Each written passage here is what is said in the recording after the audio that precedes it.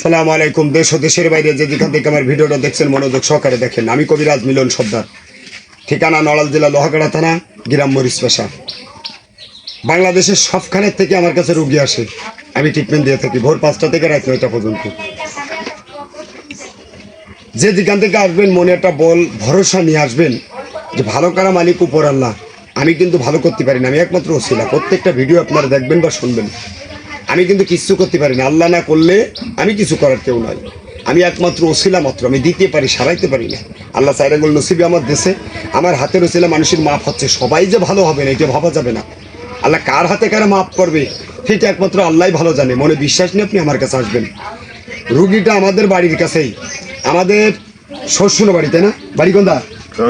শ্বশুর। তবে আমাদের ইনায়েত ভাইয়ের বাপ, যে ইনায়েত শিল্পী, ইনায়েত গান গাইছে, একসাথে চলছে কিন্তু বন্ধু বান্ধব মতো। যাই হোক, সেই ইনায়েত এখন বর্তমান আছে কোথায়? সৌদি আছে। এখন আমি এইমাত্র ঝাড়ছি, পাইটা অবাস ব্যথা বোধ অন্য কাদায় ছিল না, আমি চড়াইয়ে বা টাইমে ছাড়িয়ে নিয়ে আসছি। এখন পাই কি আগের থেকে হালকা লাগে? একটু জোরে বলেন। লাগে, হালকা লাগে? হাট থেকে সুবিধা লাগতেছে? আল্লাহ করলে আলহামদুলিল্লাহ। একটু হাঁটেন, আমি একটু দেই সুস্থ মানুষের মতো আমার সাথে পাও ফেলায় ফেলা হাঁটেন, বাবা দাম বিকা মানুষের মতো। কি হয়েছে আপনার? ঘোরেন, আমি একবার ফিট করলে ওই আল্লাহ মাফ করলে একবারে ক্লিয়ার ইনশাল্লাহ। কি হালকা লাগে? লাগতেছে হালকা? একটু আলহামদুলিল্লাহ। আলহামদুলিল্লাহ। আল্লাহ তুমি এই কবিরাজের হাতেরও ছিল, আমারে তুমি মাফ করো। আল্লাহ তুমি কবিরাজের হাতে আমারে মাফ করো। পিছন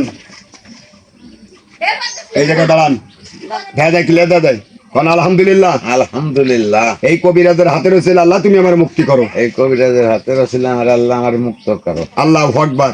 আল্লাহু আকবার। খুশি তো? যেটুকু পাতলা হয়েছে ইনশাল্লাহ মনে হচ্ছে যে আপনি সুস্থ হয়ে যাবেন পুরো, তাই তো? আলহামদুলিল্লাহ। আলহামদুলিল্লাহ।